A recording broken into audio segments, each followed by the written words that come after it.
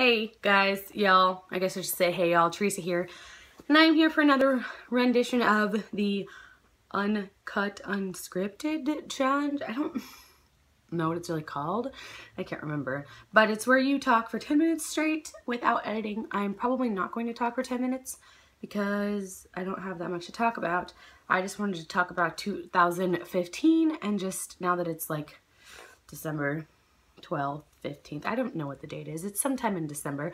I wanted to kind of reflect back on the last year and just talk about a little bit like what I did, what is going on in 2016 and those kinds of things. So here I am, unedited, and probably have lipstick on my teeth. Also, if you like this lipstick, give it a big thumbs up because it is the Ofra Cosmetics Havana Nights coordinated, or like who worked with them? Kathleen Lights worked with them and created this lip color. Now, I'm obsessed. Literally, it's so dark and so matte. It's beautiful and I love it, but I wanted to wear it today. So, oh my gosh, it's a mess. Okay, so this is what happens when you do the uncut version. You're gonna see you totally screw up my lip color. Anyway, so I'm gonna talk about 2015 and I think I should just start doing that now or it will end up being 10 minutes and you won't watch it. So 2015, January. The new year, I started out in Russia, so I stayed up until I think 3 o'clock that morning and we ate so much food. We made chicken wrapped in bacon and we had Russian treats and homemade snacks and all these things that I loved. I had so much fun with my friends. I was so tired though. So people crawled into my bed at 6 o'clock in the morning asking if they could sleep with me and I said sure. And I woke up at like 10 and my entire apartment was full of people. Like literally so many people, and we ate ice cream for breakfast. So that was the beginning of my year, and I spent the next 5 months in Russia doing those kinds of things, hanging out with friends, working with the church, homeschooling 3 kids, well 2 kids, and then 1 would come and I would teach them to read. But I spent that time doing those things, and I personally, I'll talk about this now because I'm doing better, but I personally was really struggling with anxiety, and I didn't share that with anybody, and so it was really hard for me to function at a normal social level while I was there. And I love all my friends. I miss all my friends dearly, and I really regret that I never talked about my struggle with anxiety. And I don't know, that's what happened. And so I went back to the States it was like May 17th or something, or 18th or something like that, and I was in LA for a week, so it might have been like the 20th. And then I went home, I landed May 30th, surprised my little brother for his birthday, and then had my niece's birthday on the 1st, and then I was like, hey guys, I'm back in America, in Eureka, where I live, and now we can hang out. So, I then, all of June and July were spent being social and moving around and staying and just being, I guess, in the States, and I was really struggling with my anxiety then too, and then I got hired at Jitterbean Coffee Company, the coffee shop. I don't work there anymore. My last week was 2 weeks ago because I got hired full-time at the church, but I was so thankful for that job. And then the same week, I actually started nannying for a little boy who was also part of the Jitterbean family. And so I started working, and then I started working a 3rd job in September. So I was working 3 jobs. I was exhausted, and it was just like a rough few months for me. And then I was down to 2 jobs, and now I'm down to 1 job, and life kind of feels like it's normaling out. That's not the right grammar or anything, but it feels like it's like normal now. Like I said, I've been struggling a lot this year with anxiety, and so now I've got a hold of it and I've like starting to defeat it, which is great, and I can do things like talk about it with people, and I am not afraid to, and I'm not ashamed of it. But before, it was something that I thought was extremely shameful and something that I really struggled with, just hiding on my own. And it gets very lonely. That's the problem with anxiety or any sort of other mental, not disorders, but like mental illnesses, I guess. I mean, I don't like to say that I was mentally ill because I was struggling with anxiety, but it's considered a mental illness. So I struggle with anxiety, and the problem with it is that you feel ashamed and you hide. You close yourself off from the world, and that's what I did. I became what I said I was an introvert, and I am an extremely extroverted person. I love people, I love talking, I love socializing, but I spent like 9 solid months just introverted, and that did not help me part of that was in Russia and part of that was here. And now I feel more like myself.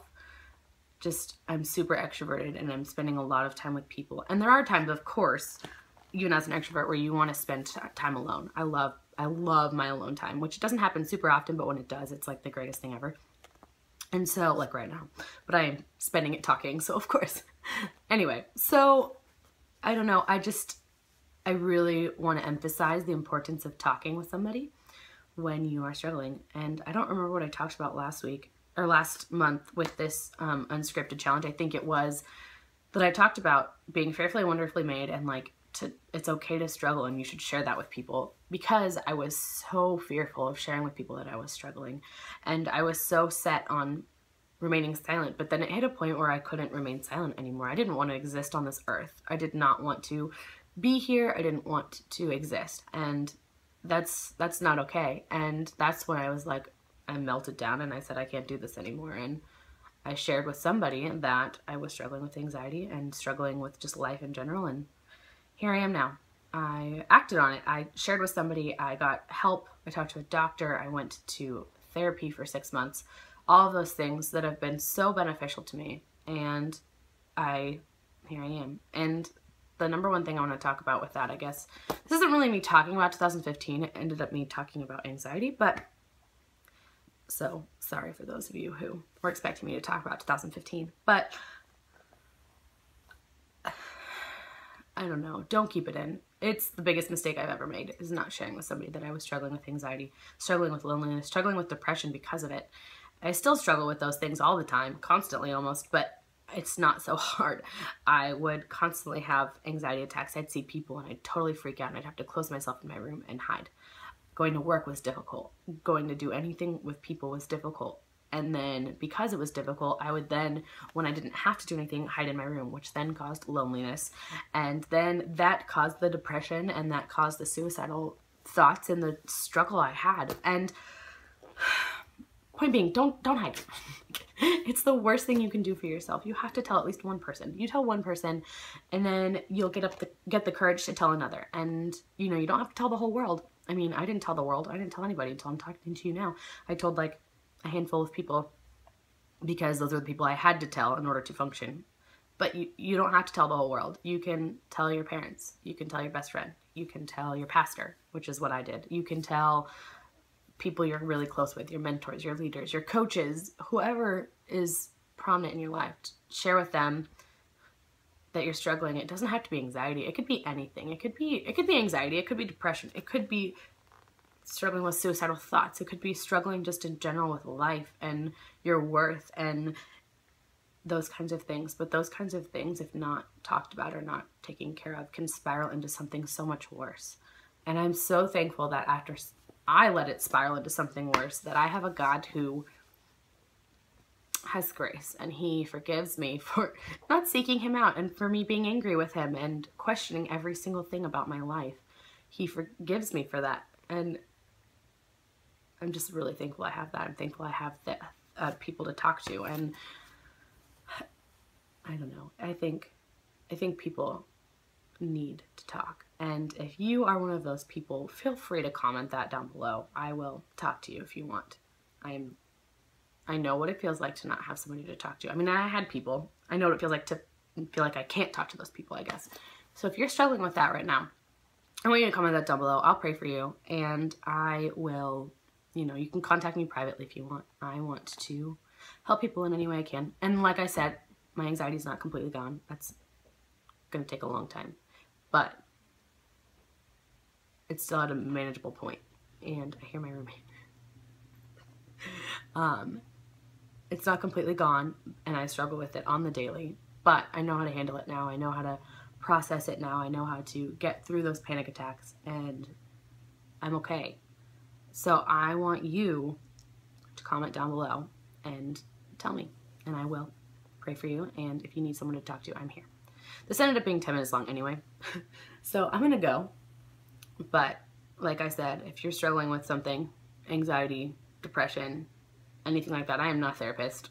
No, I'm not. I'm not even close. But I am someone you can talk to. I am somebody who can pray for you. I'm somebody who can support you. So if you feel alone, don't, because I'm here. and I will see you guys next time. Bye.